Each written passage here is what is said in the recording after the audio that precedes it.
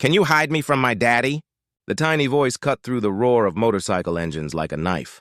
12 members of the Devil's Outcasts Motorcycle Club turned to see a 6-year-old girl standing in their garage, clutching a pink backpack almost as big as she was. It was 2 a.m. The garage sat deep in the middle of nowhere, yet somehow this little girl had made it past their security. Razor, the club president with a face full of scars, stepped forward slowly. "What's your name, sweetheart?" Emma Rodriguez." Her voice trembled, but she stood firm. "My daddy's coming to get me, and I don't want to go." "Where's your mommy?" asked Chains, the club's enforcer. "Mommy's sleeping in heaven with the angels. Daddy said so." Emma's eyes filled with tears. "But I think Daddy made her go to sleep. She had red stuff on her head before she went to heaven." The bikers exchanged uneasy looks. Every man in that garage had seen enough violence to know what red stuff on her head meant. "Emma, how did you get here?" Razor knelt down. "I followed the highway's broken white line for what felt like all night. Mommy showed me the way once when we drove past. She said if anything really bad happened, I should find the scary-looking people who fight monsters." She opened her backpack. "I brought snacks for the journey and Mommy's phone." She paused, her small hands trembling. Something else. What she pulled out made every biker in that garage go cold, a kitchen knife covered in dried blood. "Daddy was hurting Mommy with this, so I took it." Mommy said, "If anything bad happened, I should take evidence." Emma looked up with innocent eyes. "Is this evidence?" Before anyone could answer, Emma reached back into the bag and pulled out something else. A small digital camera and a tiny flash drive on a Hello Kitty keychain. "Mommy taught me to take pictures when Daddy got mean. She said the police wouldn't believe us without lots and lots of proof because Daddy was good at pretending to be nice." Emma's tiny fingers worked the camera buttons. "And she said this little computer thing was super important. She hid it in my backpack and said if anything happened to her, I should give it to the police." The first photo showed a woman with a black eye. The second showed bruised arms. The third. The bikers had to look away. There were 47 photos total, each worse than the last. "Where's your daddy now, Emma?" Razor's voice turned deadly quiet. "He went to meet his work friends, the scary men with the fast cars and guns." Emma hugged her backpack tighter. "He said when he comes back, we're going on a long trip where nobody will find us. But I don't want to go. He scares me, and he made Mommy go to sleep forever." That's when they heard it. Multiple car engines in the distance growing louder. Headlights swept across the garage entrance. "Not one car, 3. "That's Daddy's friends," Emma whispered, pure terror in her voice. She ran behind Razor. "Please don't let them take me. Hit that subscribe button because what happens next will shock you even more." Emma's father stumbled out of the lead car, drunk, angry, and holding a gun. But he wasn't alone. 2 other men followed.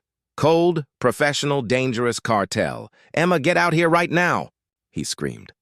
"You took something that doesn't belong to you." The bikers spread out in formation, 12 hardened criminals facing 3 armed men with a child caught in between. "She took the ledger," Emma's father shouted to his associates. "The little one has the flash drive." "Sir, you need to calm down," Razor called out. "Don't tell me what to do."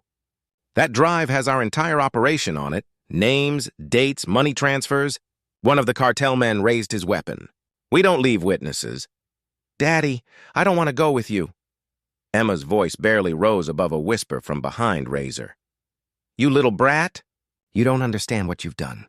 Give me that drive or we're all dead." That's when Emma did something that stunned everyone. She stepped out from behind Razor, all 4 feet of her, facing down 3 men with guns. "You hurt Mommy," she said, her voice growing stronger with every word. "You made her go to sleep forever. And now the police are going to know about all the bad things you do to people." Her father's face twisted with rage. "You cost us everything. I should have gotten rid of you the same night as your mother." He never finished the sentence. What happened next lasted exactly 90 seconds. When it was over, all 3 men were zip-tied and unconscious. The bikers had moved like a coordinated military unit, while Emma quietly walked over, picked up the gun with 2 fingers and whispered, "This goes to the police too." "More evidence. Is it over?" she asked, looking up at Razor. Are the bad men going to jail forever and ever?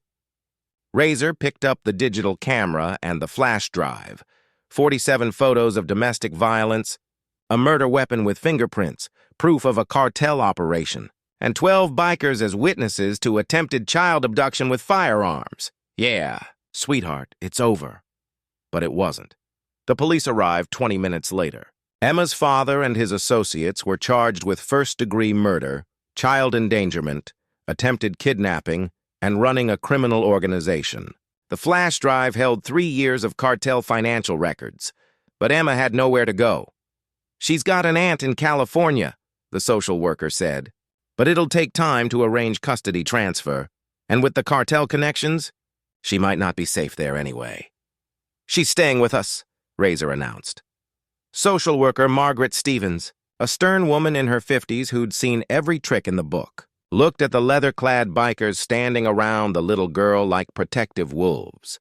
Mr. Rodriguez, you're the president of an outlaw motorcycle club with multiple felony convictions. The state will never approve you as a guardian.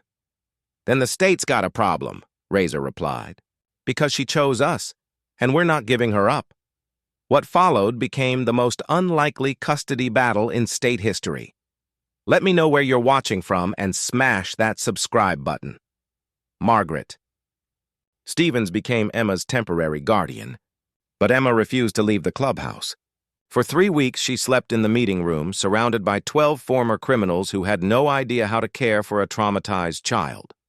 The first crisis came on day 4. Emma had been unusually quiet all morning, barely touching her breakfast. Snake found her in the garage sitting beside his Harley, tears streaming down her face. "What's wrong, little warrior?" Snake knelt beside her. "I miss Mommy," Emma whispered. "And I'm scared the bad dreams are going to come back." Snake looked around helplessly. These weren't problems fists or intimidation could fix. Then he remembered something his grandmother used to do when he was scared as a kid. "You know what? When I was about your age, my granny taught me something special. She said, when you miss someone who's gone to heaven, you gotta talk to them out loud so they can hear you from up there." Emma looked up at him with red-rimmed eyes. "Really?" "Really," he said. "And the best place to do it is somewhere that makes you feel safe, like right here with all your uncles around." Snake gestured to the other bikers who had quietly gathered around them. "Want to try?" Emma nodded in a voice barely above a whisper. She began, "Hi, Mommy. I'm okay now. The scary men took care of the bad man just like you said they would. And they're teaching me how to be brave like you were. There wasn't a dry eye in that garage. The first night, Emma woke up screaming from nightmares about her father. Chains, a mountain of a man with teardrops tattooed under his eyes, was the first to reach her. The sight of this terrifying enforcer awkwardly trying to comfort a crying 6-year-old would have been comical if it wasn't so heartbreaking. "Hey, little warrior," he said, his voice gentler than anyone had ever heard it. "You're safe now. The monsters can't get you here. But what if they come back?" Emma sobbed. Chains looked around desperately, then sat heavily on the small bed. "Well, see, here's the thing about monsters. They're real scared of bigger monsters. And sweetheart, we're the biggest monsters in this whole state, so they ain't coming near you ever again." Emma stopped crying and looked up at him with wide eyes. "Promise?" "I promise." "And you know what? If you get scared again, you just call for Uncle Chains and I'll come running, even if I'm sleeping. Even if I'm in the shower, even if I'm in the middle of fixing my bike, you call and I come. That's what family does. That moment changed everything. Not just for Emma, but for every man in that clubhouse. But the real test came 2 weeks later when Emma got sick with a fever. 12 hardened criminals turned into frantic nursemaids overnight. "Should we take her to the hospital?" Tank asked, pacing nervously. "It's just a fever," Doc said, though his voice sounded uncertain. "I think you think?" Razor's tone was deadly. "That's not good enough." They took turns staying awake all night, checking her temperature every hour. Chains sat by her bed, reading children's books in his gravelly voice. Snake brought her ice chips. Demon, whose real name was David, sang lullabies he remembered from his own childhood. When Emma's fever broke the next morning, she found all 12 bikers asleep in chairs around her bed, Empty coffee cups and children's medicine bottles scattered everywhere.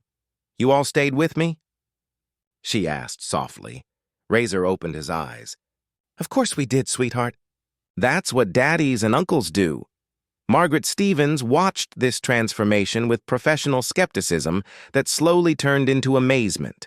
These criminals were learning to braid hair, help with homework, and handle bedtime stories.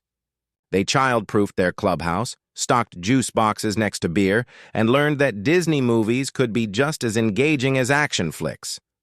The clubhouse itself transformed. What used to be a place for planning illegal activities became a home. Emma's drawings covered the walls where wanted posters once hung. Her small bed sat in the corner of the meeting room, surrounded by 12 sleeping bags, because her uncles took turns keeping watch every night. But Margaret Stevens still wasn't convinced.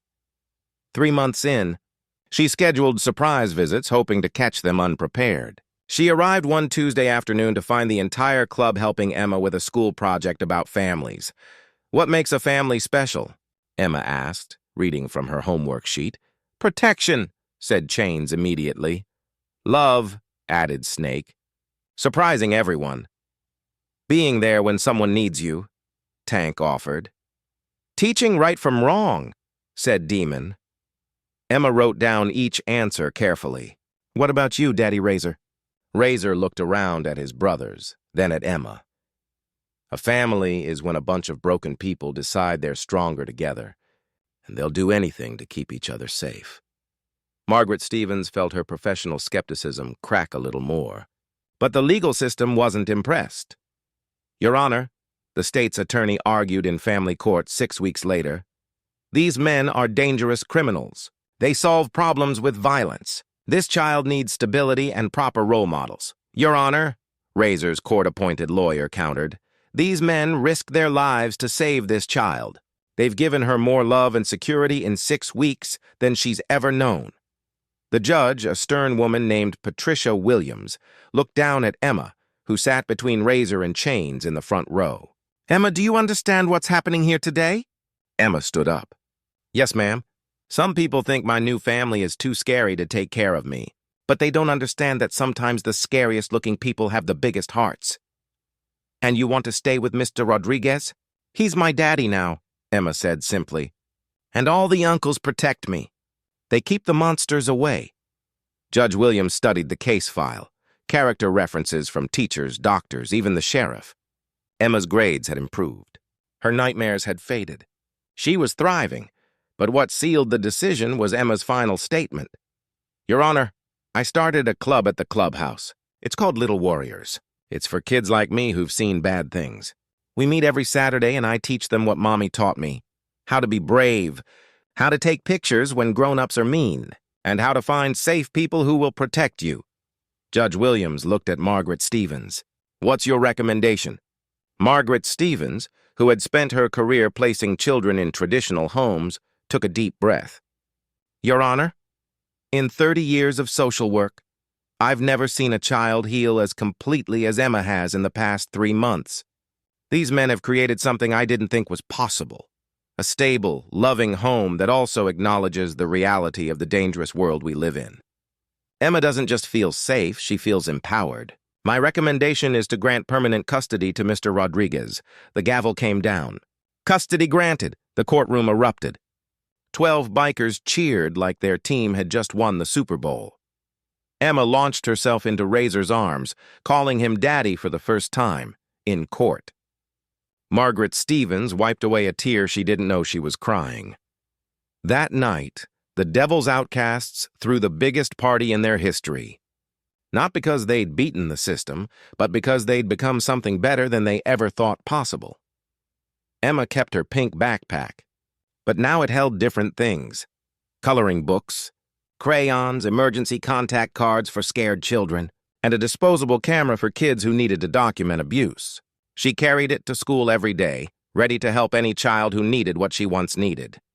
A year later, Little Warriors had grown to 32 children. The Devil's Outcasts found themselves running background checks on deadbeat dads, teaching self-defense classes, and becoming the unofficial child protection service for 3 counties. The local police began calling them for domestic violence cases where traditional methods had failed, and they had a 100% success rate. Emma is 10 now. She still wants to be a police officer when she grows up. She still calls Razor daddy and has 11 uncles who would die for her. And every year, on the anniversary of the night she walked into their garage, they celebrate not what they did for her, but what she did for them. Because Emma taught them that the most broken people can become the best protectors. That family isn't about blood or clean records, and that sometimes the most dangerous men make the gentlest fathers. The flash drive that saved Emma's life still sits in FBI evidence storage. The photos that documented her mother's abuse helped convict an entire cartel cell. And Emma's pink backpack goes everywhere she does, because some battles require preparation, some journeys need snacks, and some little girls carry the courage to change the world. If this story moved you like it moved us, hit subscribe and the bell icon, because stories like Emma's remind us that heroes come in all sizes, and hope can be found in the most unexpected places.